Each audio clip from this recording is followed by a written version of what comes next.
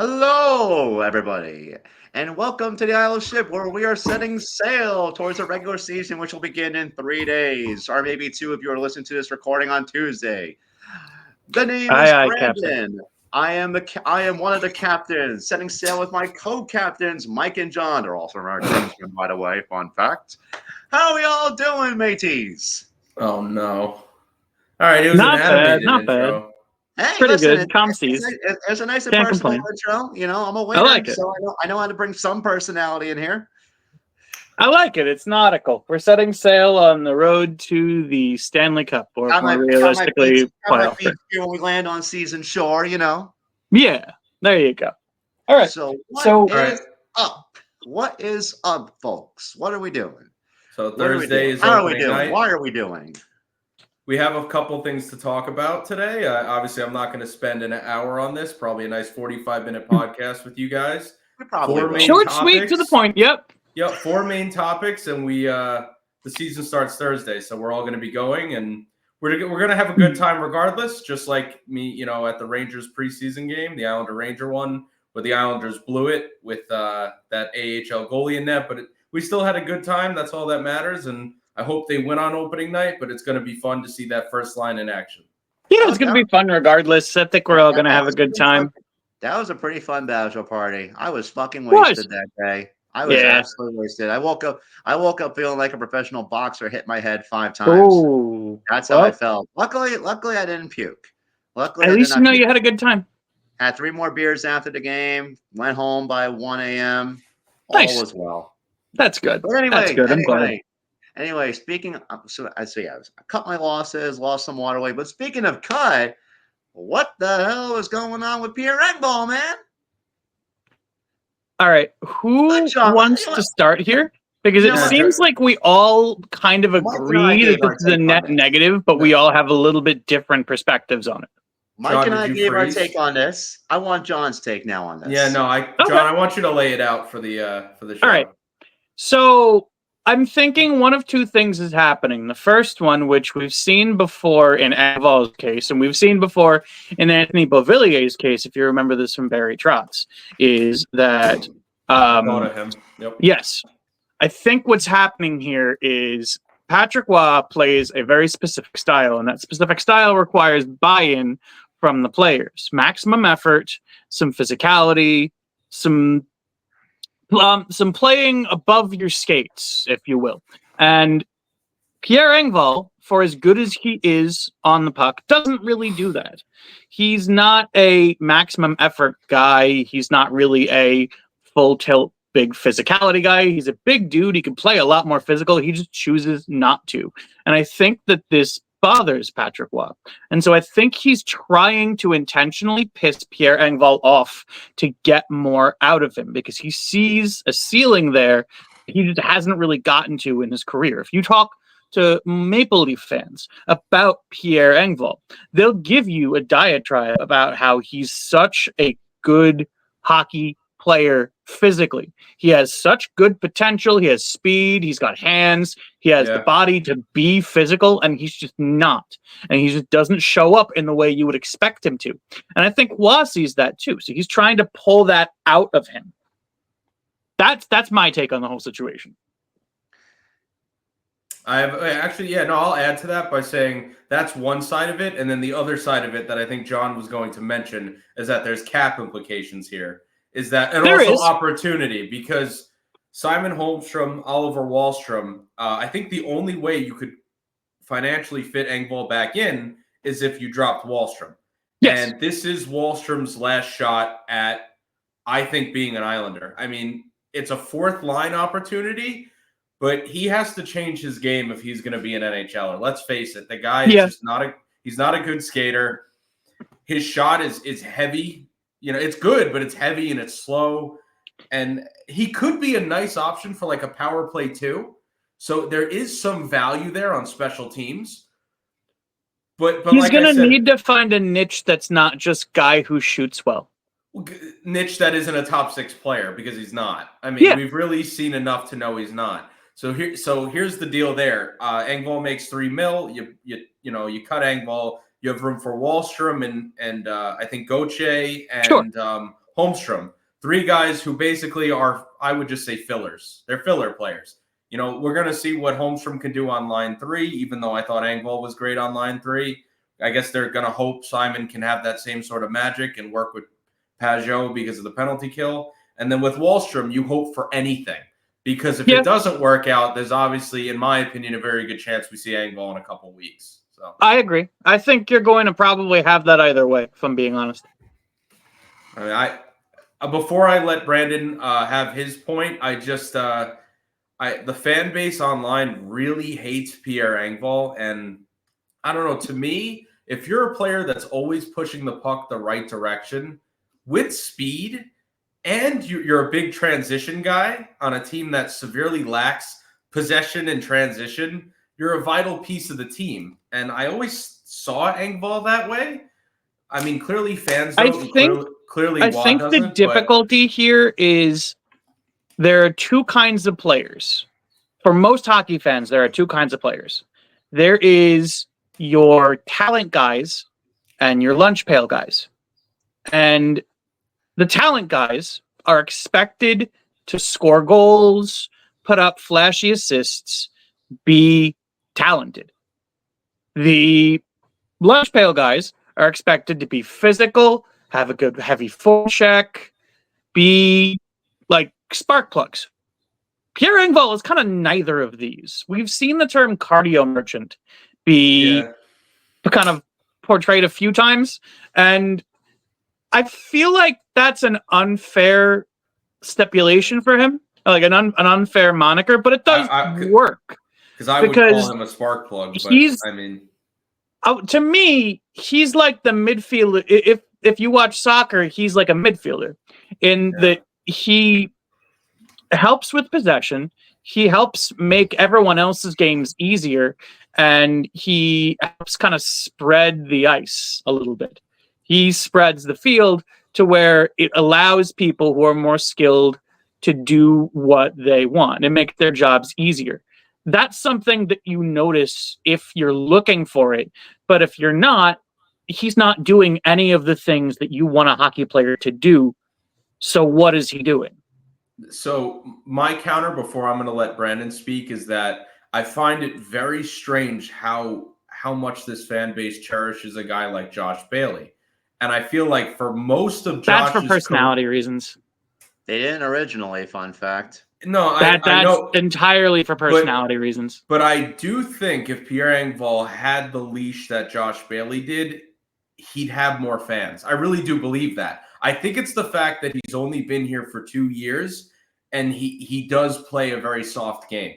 I think it's you're looking at Pierre Engvall and you're missing everything that makes him and Josh Bailey. People don't like Josh Bailey because he's good. People like Josh Bailey because he's clutch in the playoffs and he's a Long Island guy and he's one of us. I think Pierre Engvall was very good in the playoffs, and I think Lou even said that in his presser. So I just, like I said, I think people are being. I respect people when they have an opinion good, that but makes was he sense. Clutch? I think when people call him bad, I don't think they know what they're talking about. That's all. I agree. All right, Brandon, you can go now. All right, so like I said, I'm not one to have a freaking Pierre Engvall jersey. I'll never get a Pierre Engvall jersey ever in my life. Even if he would ever hypothetically score a game winner in the Stanley Cup Finals, I'll still not get an Engvall jersey. If he does that, I will. No, I won't. No, I swear on my life, I will not do that. Like Engvall, I'm not about to buy his jersey, but I like him. Hey, Brandon, if I would all the haters at the parade, I want them to sign my jersey. All right, keep going. But again, keep going. It was smart. So here's the thing with Engvall getting waived yesterday. It was smart when they waived him, as opposed to when they waived him, opposed to when other teams were making waivers initially, because it's the end of the wire. Teams need to finalize their rosters literally by 5 o'clock today on day of recording. Yeah, they were pretty But confident that he wasn't going to get picked up. And even though Engballs is not making really much money, it's only $3 million. People think it's such a big freaking deal. Oh, you don't have 23 people on your roster now because you have Engballs AHL cap. Like a big freaking whoop, dude. Someone could go on LTIR if someone has a major injury. Boom, call someone up, send them back down when the person gets healthy. It's not. The Leafs have been doing it forever. Am I wrong? And all the Leaf fans are the ones who commented, but they've been doing that forever. They are. Right? Yeah, they have been. Yeah, it's the same. Listen, people saying, "Oh, it's a term." Like, dude, it's $3 million freaking dollars. It's not like he's making 5 to 6. Like I'm serious though. Fans, you have way too high expectations for a player making $3 million. Yeah, I know. Put those same expectations with Anders Lee. The dude's making $7 million. And my fiance thinks he's hot as hell. I don't care. I don't care. The dude is I think the fans do too. too. What's up? I think the fans do as well. That's why they like him. Dude, he puts up goals. Everyone, the fan base is gonna love somebody who puts up almost 30 goals a year. But he didn't come close to 30. He didn't come close to 30 last year. Yeah, but he put up 20. That's still good. Yeah, John. Let me not $7 million. Let me break in here. No, I agree. It's not $7 million, but most fans don't see players in terms of cap hit. They see players in terms of, oh, I like this guy. No, but that's how you should be viewing players, though. Yeah. Your expectations. This is the difference between like you and a casual fan, though. Everyone's going to love this. This is the thing with Josh Bailey too. Everyone's going to love Josh Bailey and Anders Lee because they're our guys. Yeah. Like listen, I don't hate. I agree. Good for him getting that type of deal. Like I am not hating Lee, but he doesn't deserve it right now. But right now you paid on past. You paid on past, essentially. Wait. This is back to Engballs. This is back to Engballs because I'm going to keep this. I'm going to try to keep this short and sweet. Knock this out in 30 seconds. The way I view players, the money that you make, assuming you're being put in proper position to succeed, take that. The amount of money that you make, you should have production to match it properly. Sure. Engballs is making $3 million. He is producing at a clip that is worthy of a $3 million UFA forward. I agree. You're playing semantics if it's not. I agree with you. Yeah. Call out lack of physicality all you want. The gamble here behind this is that you're sacrificing one highly finesse player. Let's face it. He's not like, listen, I'm not saying Nick Paul is physical either when he played for Tampa. Nick Paul, he still plays for Tampa, but he hits a little bit more than Engballs. One of the least physical players on the team, by the way. Like 20th in hits on the team the past 3 years. Sure. But Engballs hits a lot less than that. So I get that part. The gamble here in this is you're hoping to gain possession by committee with the coaching that you're enforcing, as opposed to what Lambert was doing.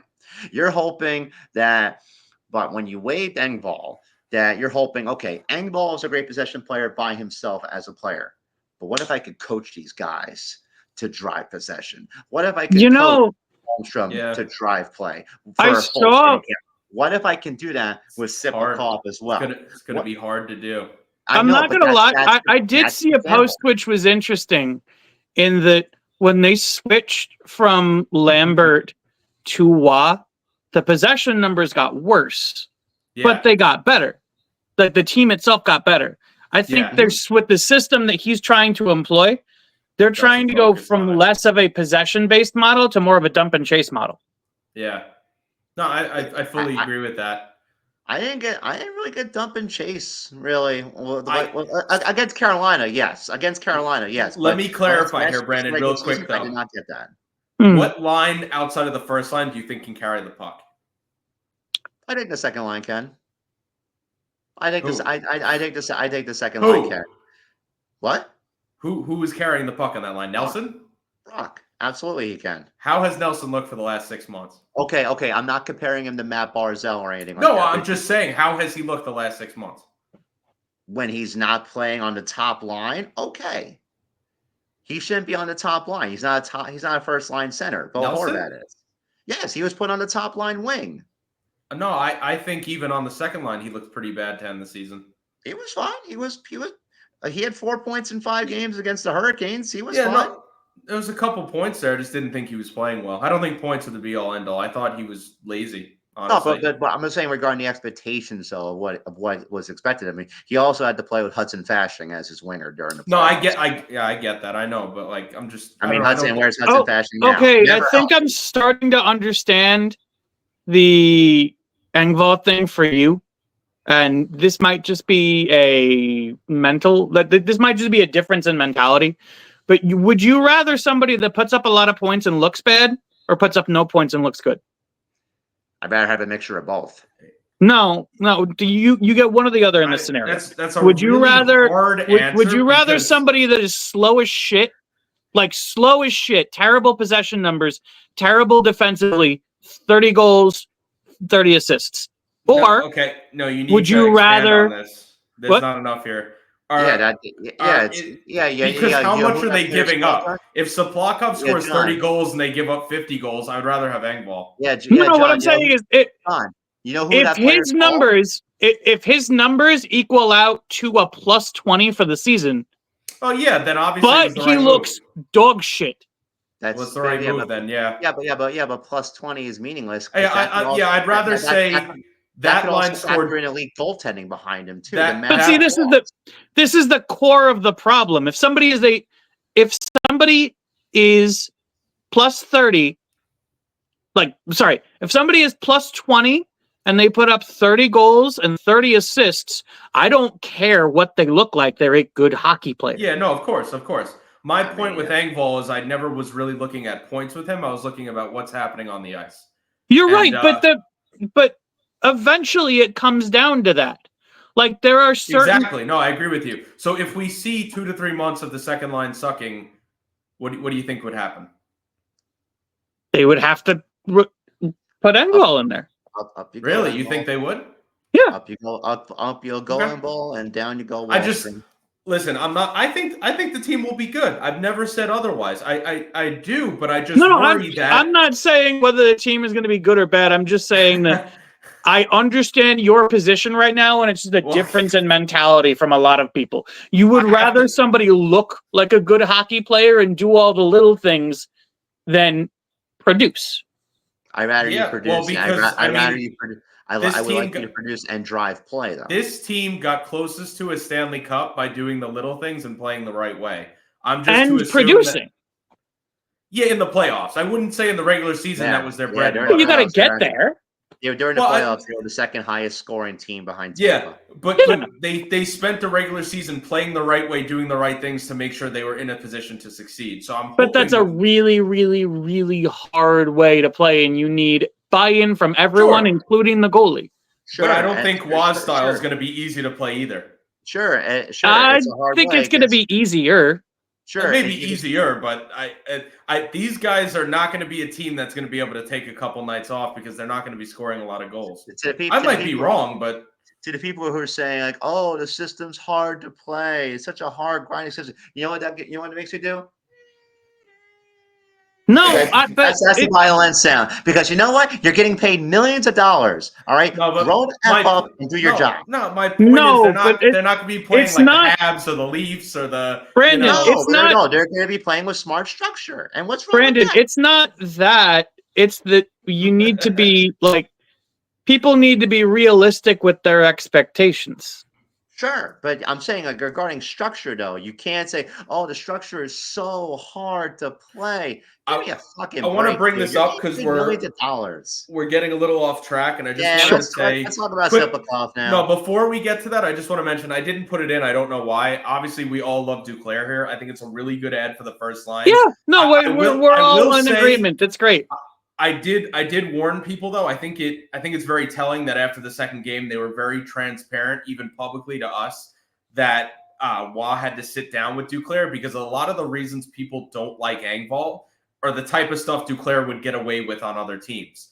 He's the type of guy to blow the zone, not a physical player. Really, someone told me he was a physical player on Twitter, and I'm like, I don't think you've ever watched Anthony Duclair. He's not a physical player, but the thing is, he puts up goals. He scores. That's exactly. It's speed and goals, and I love that. Don't get me wrong, but I think people think he's a player that he's not, and I hope their expectations are reasonable because I see the guy like on a 25-goal season, and we're all very happy. But my expectation right now is 25-25, but my hope is closer to 30-20.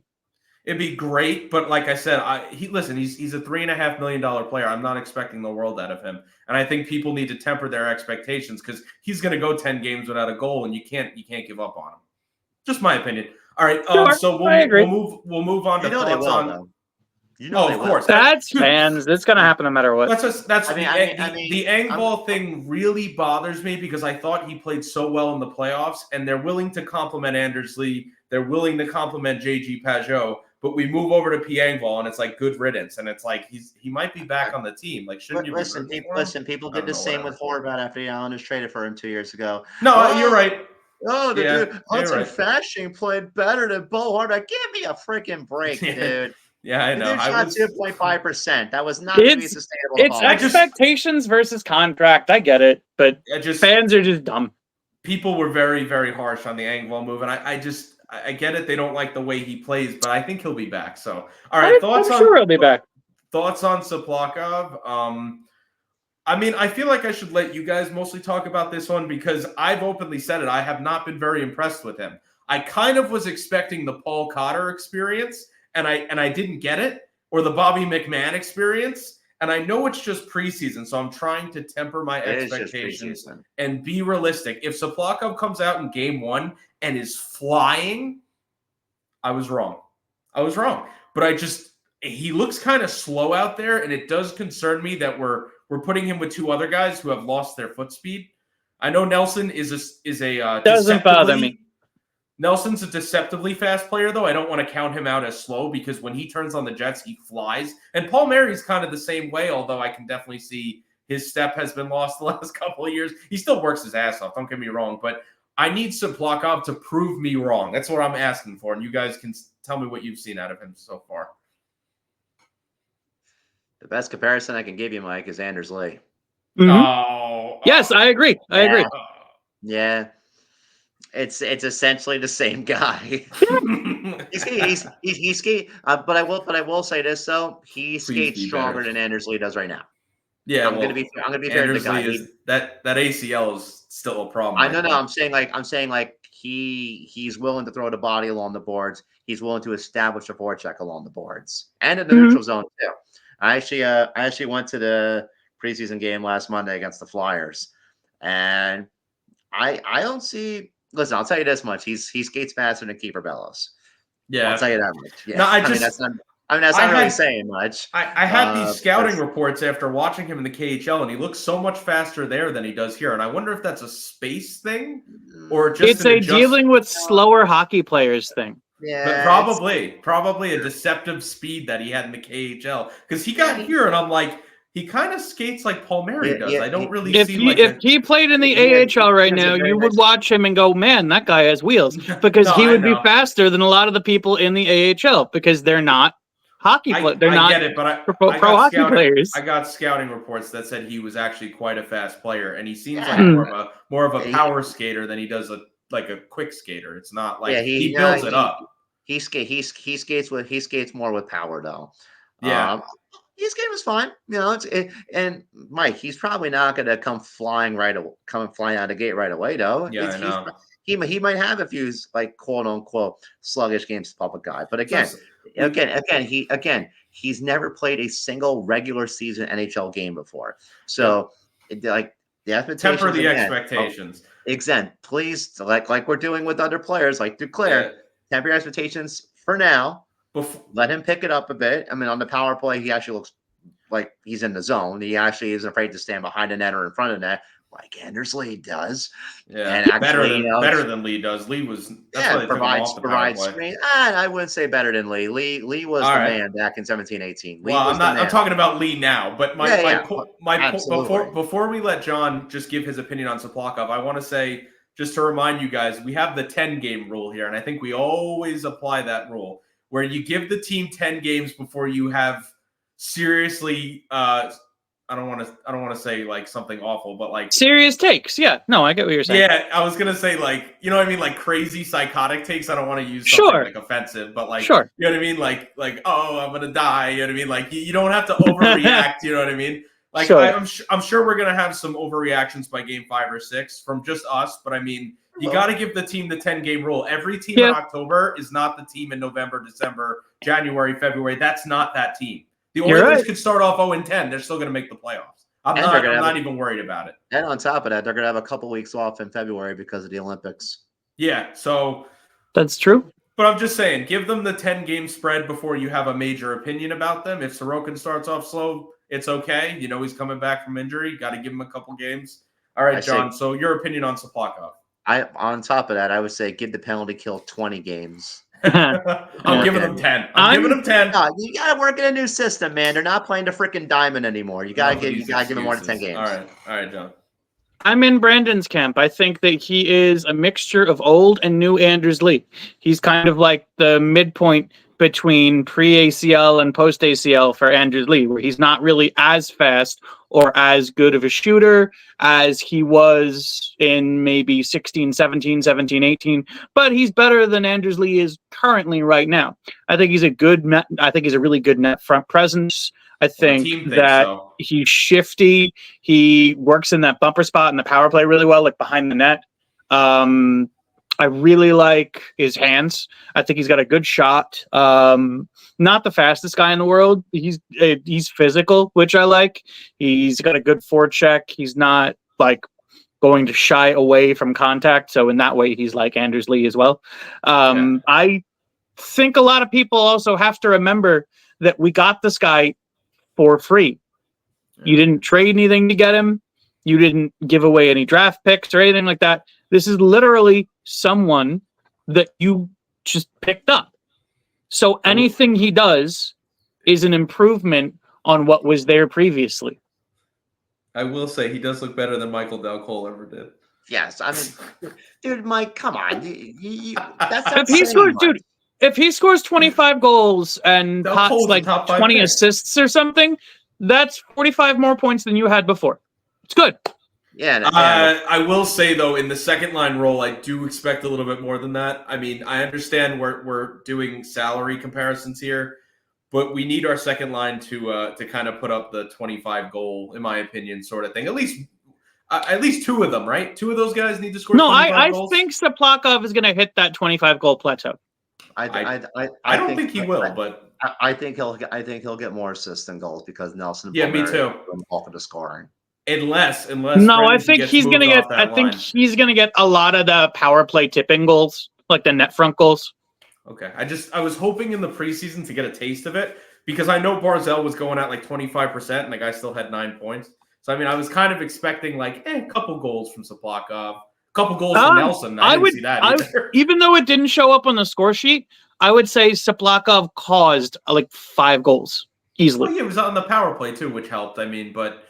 I don't know. Like I said, my expectations were maybe actually a little too high. They happened solely because of him. Well, yeah, no, I'm just saying my expectations I think were a little too high on the guy when we first talked about him compared to when I got to see him in North America. I'm like, okay, I think he's going to take a while if he does, become a full-time top 6 NHLer. Well, hopefully he will not be like Gusev. Yeah, that's what I'm saying. I do get worried. I think right now he's obviously better than Gusev. Like what we've seen is better than Gusev. We have to see. A lot of these guys don't work out. But like I said, keep your optimism high. Like I said, I was excited for him in the beginning. I just was expecting a little bit more in preseason. But I mean, I was expecting more from Nelson in preseason too, and he looked like fair. So. I mean, I don't know. And so did Dobson. He's not going to look like that over the course of the regular season. Yeah, but I don't know what it's. I think my expectations are all out of whack because I watched Barzal go 25% and just kill everyone in the preseason. But I mean, and it's Barzal, so the expectations. Well, I think the problem there is he finally has people that can keep up with him. Yeah. So this is going to be what he's going to be like this season. Yeah, you're probably going to get a taste of what he actually would have been years ago. This year. So, all right, we'll move on, though. Thoughts on where the team finishes? Me? Yeah, you can go first. All right, so where do they finish? Regular season or like where the journey ends? No, let's just do regular season predictions. We'll get closer to the playoffs if they make. Okay. So regular season, I have them finishing second in the Metro. But you finished third in the Metro. Your players are all. Okay, listen. I like the positivity. Okay. Come at me all you want. The Rangers are winning the Metropolitan Division. Sorry, Igor Shesterkin's demand. They still have Jonathan Quick. You added sneaky addition of Riley Smith. He should be okay for their middle six as well. I don't like Riley Smith at this age. You still, I mean, he should give you some depth in that regard. God forbid Hedel gets hurt again. Yeah, I know. So I mean, he will. I hate it. It sucks. He absolutely will. He's a great player, though. Again, it's unfortunate, though. It's unfortunate, but I don't think the Metro. Listen, I get the Devils have some depth on their team. You got Sheldon Keefe as your coach. I need to see it to believe it. I do think they'll make the playoffs. I don't have them right now finishing in a metropolitan spot. I have the Islanders finishing second because I think a lot of their problems for last year are going to get solved mostly by system. Some parts won't, but a lot of parts will. I have Carolina still finishing right below us in the regular season because they'll start off very slow. They'll turn on the Jets because of the Rob Brindamore philosophy. They'll have a full year of Freddie Anderson in the fold. So that'll offset some of the depth that they lost during the offseason. But for now, I have the Islanders finishing number 2 in the Metro. Again, if you have a boatload of key injuries, like Barzell and Horvat are injured for the year. We're not. That's a thing. No matter what, if you factor, need to be said. If you tried to factor that in, you'd have a headache. Every team has different injuries every year. No, I'm saying it's a thing. No matter what, on the toilet. Yeah, that's any team though. Most teams do not do well with major injuries. It's rare when you have a Pittsburgh with half their team that make the playoffs. Like that's not normal. All right, John, you can go next. Okay. I have them finishing third in the Metro. I have the Rangers first, Carolina second, and the Islanders third, Devils fourth. I think that they're good enough to make the playoffs. I think they're probably going to be closer to Carolina than they were last year. But I still think that Carolina is a better possession team and they're a better overall hockey team. So they're probably going to be ahead of us. The one thing that I think is a major wild card this year is Shesterkin.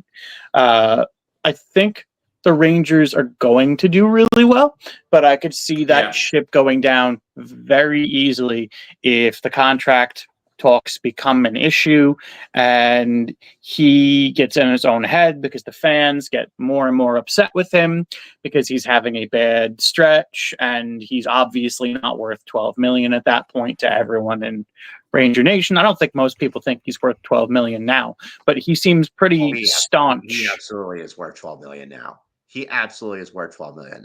I think he's probably worth 11, but he is staunch that he is going to get paid. And a lot of Rangers brass seem staunch that they are not going to pay him that kind of money. So there is going to be a standoff, and that causes a lot of tension, a lot of bad vibes, and that can ruin a season. So they're kind of walking on a tightrope right now. I see them doing well, but if that goes south, it can crater their whole season. Gotcha. I mean, if anything, they're still going to boo Trouba no matter what. So I'll follow this up with a question. I don't know about that. I'll follow this up with a question for you guys because I thought it would be really fascinating to see what you guys think. But I have the Islanders fourth, which I think is what I had them last year. Sure. But I do see them finishing actually with more points. I just think the Metro's better than people actually give them credit for. Actually, I think the bottom is actually worse this year. And I agree. The higher end teams are actually a little bit better. I mean, even Washington, I think, did improve, although I don't have them making the playoffs. Washington improved defensively. I just think offensively, I don't see anybody on that team that is really, scares me. Sonny Milano. No. Is Charlie Unger going to stand on his head throughout the last 4 weeks of the season? Yeah, no, I don't see that happening again. But here's my picks. I have the Devils finishing first. Not really surprised. I'm huge on that team, and when they get healthy, I think they're going to be scary. I have the Rangers. Okay. Are they healthy, though? We'll find out. That's do you think a Sheldon Keefe coach defense with those kinds of players is going to actually be good enough? I think so. Healthy Dougie Hamilton to me is a big difference. Okay. I also see Simon Nemec taking another step. And I feel like I'm biased doing the ranking now because I got to watch Seamus Casey, and I think he's legit. I think the Devils actually have a really, really good group of young guys. And I don't know, it's just my opinion. I'm sure other people don't have. I think you might have gotten swept up in them knocking off a terrible Sabres team. Listen, I still love what I'm seeing out of some of their defense. So I'm not going to be it. I've always thought very highly of them. I had them third in the league last year, and then they got killed injury wise. And the Devils first. They have the Rangers second. What I saw in person from them, there's no doubt in my mind they're still an elite passing team. I think their defense does give me a little bit of worry, but offensively, man, that team is good. There's no denying it. They're one of the best teams offensively, probably in the league. 5-on-5? Well, special teams wise, I think they're actually going to be better 5-on-5 this year. I do, but that's why I have them second. If I didn't, I wouldn't have put them second. And then third, I have Carolina. I still think it's Carolina with a great system. I love Jarvis. I love Tsyplakov. I love their first line if they roll it out that way. Their center depth sucks, but they've got, in my opinion, they still got a good decor. What do they have after their first line though? Well, that's what I'm saying. I mean, it's not deep down the middle. You don't have Jesper Frost. You don't have Jesper Frost. You have Kotkaniemi centering your second line.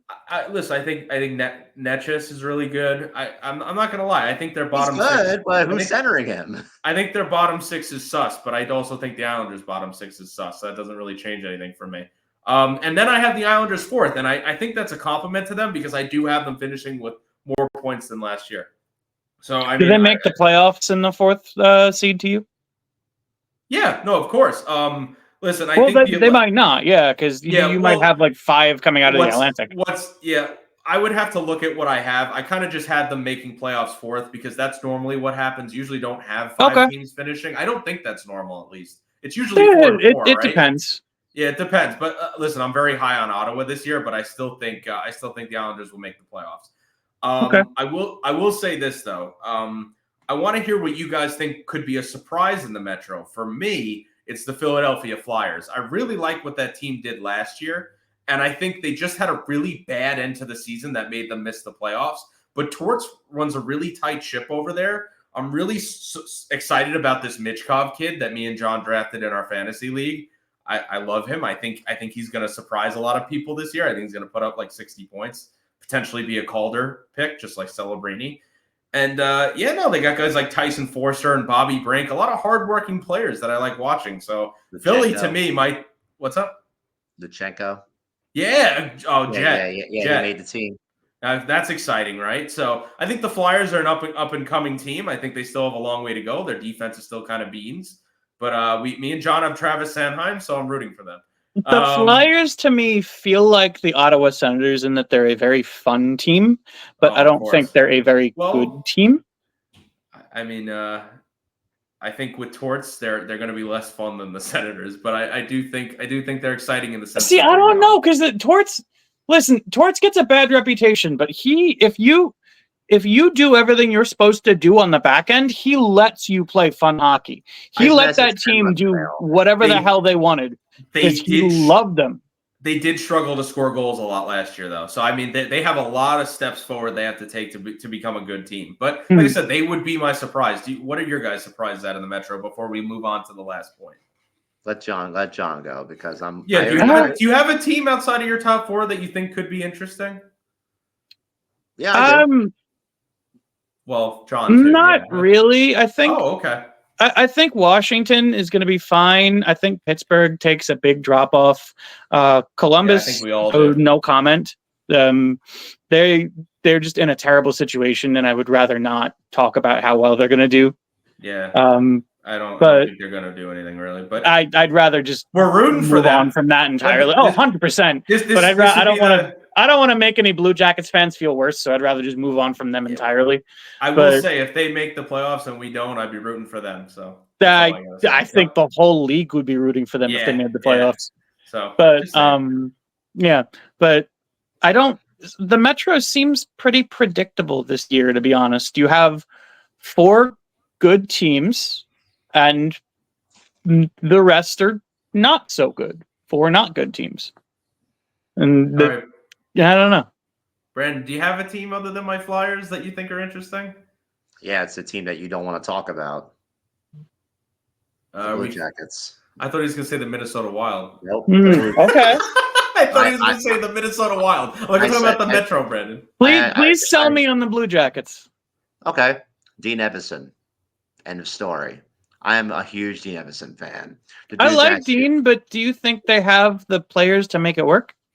I got to see their depth. Did people think about that with the Islanders back in 2018-19? People thought we were going to finish in last place.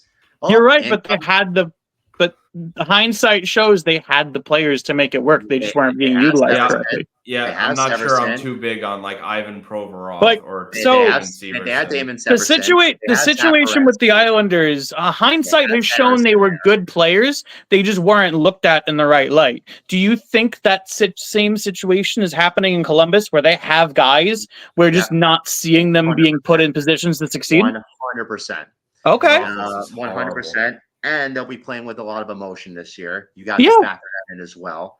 So they're gonna be playing with a lot of emotion. They're gonna have a fire lit under their ass by Dean Evison. Yeah, I agree. You have some decent people defensively. You have Werenski, you have Damon Severson, and you have Harrison to fold as well. You have another year of Fantilli taking another step as well in the forward group. You have JVR. They have a lot of young forwards. I like JVR, who was okay in Boston. He was fine. Columbus scooped him up. They scooped up Sean Monahan. Kent Johnson's hurt for quite a while, but they got some depth over there. They got some structure. They did sign Kevin LeBlanc as well to offset some of those IR issues. I actually think the Blue Jackets, they're not making the playoffs, obviously. I think, though, this year they're going to make a lot of games ugly. They're going to make a lot of games ugly for the opposition. The opposition, you're going to think like, we should be dominating this team. We should be dominating this team. I go, nope, they're just Dean Evison. He's just going to make them hit you and hit you and hit you, because that's exactly the way he coached with the Minnesota Wild. And that's exactly, based on what I've seen in preseason with Columbus, that's exactly what he's going to do with the Blue Jackets. 100%. For me, the way their team is built, like I said, you're kind of interested in the system and how that gets them forward. But to me, they're built a lot like Chicago or San Jose. I mean, I think their top six would be a middle six on a playoff team. Their decor is miles better than Chicago's. Are you kidding? No, me?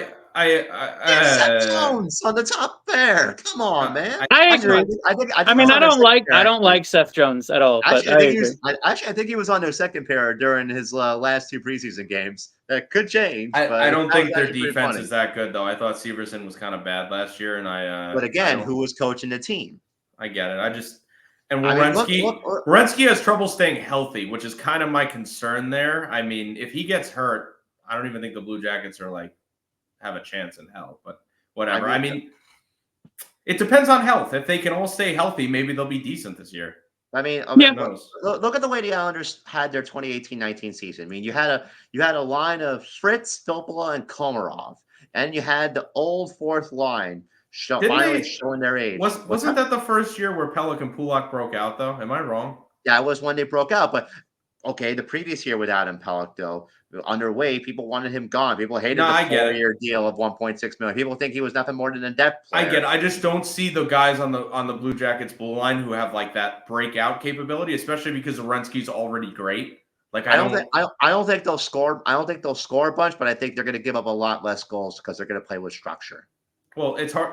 They were pretty bad last year, right? So I mean, it's hard to be worse than last year. But again, I'm more sold on Dean Evison than most people are. All right, so Philly Blue Jackets. John doesn't care. No, it's not that I don't care. It's that I just will be worse. I don't see anybody making that big of a jump. Let's just say that. Well, I think the Flyers were actually decent last year, so.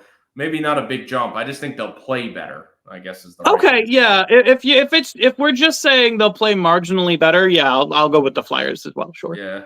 Cool. 2 Flyers picks. All right. So our last thing before we let you go, Brandon, because I know you got to go. Our pick for MVP next year.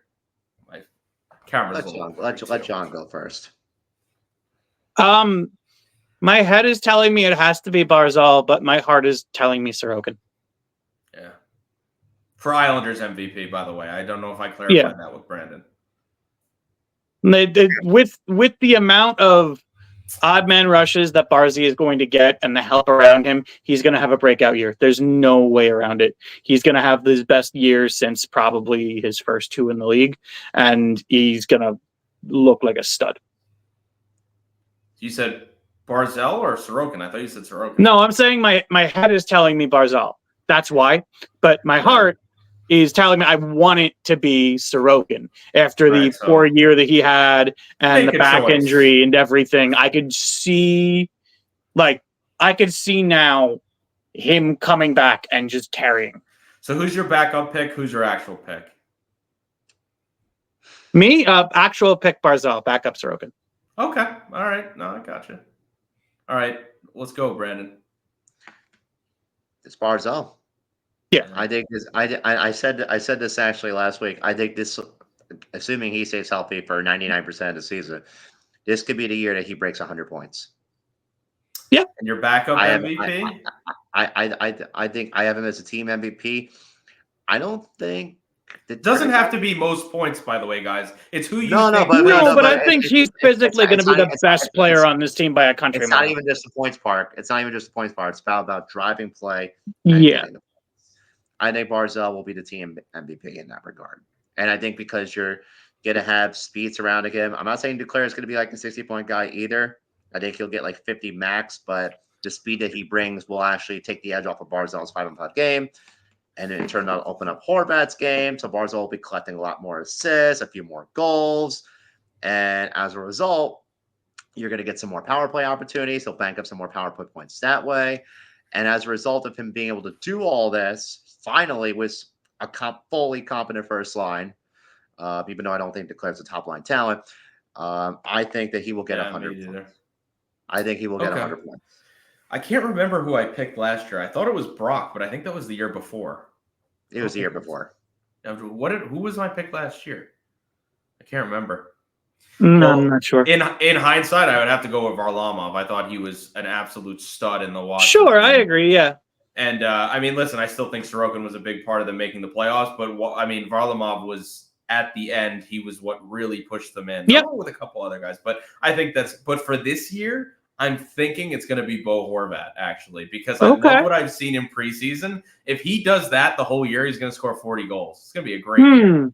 Interesting. So, I mean, all right, I can see it. I would love a 40-goal Bo Horvat season. And if he does that with Barzal, because Barzal's going to get 90 points if he gets that 40-goal season, I mean, people are going to think Barzal, but I think Bo Horvat, if he's going to be the big goal guy, I think he should get his flowers. Just like when I gave Nelson MVP. But my backup pick is also interesting, as it's actually it's probably Anthony Duclair. I think Anthony Duclair could actually be like a 30-35 goal guy if that first line clicks. So that's an interesting backup. I didn't mention Sorokin and I didn't mention Varlamov because I think they'll be okay next year. I don't think they're going to be great, but I mean, who knows? You know, could be Sorokin, like you said, John. We'll see. But my pick's Horvat.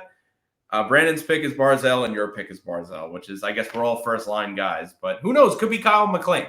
Kyle McLean being the MVP would be fun if it is. 20 goal season from Kyle McLean on the fourth line. I agree. All right. So I guess we'll wrap it up because I know you got to go, Brandon. No, it's fine. It's fine. He loves this. He just wants to keep going. No, we're good. We pretty much hit all the points. We got everything we wanted to. St. Louis Blues. Oh Lord! All right. All right, now I'm hanging up. It's a perfect call to end on. Good night, guys. Take care. All right. Good night. Set sail. That was a good one.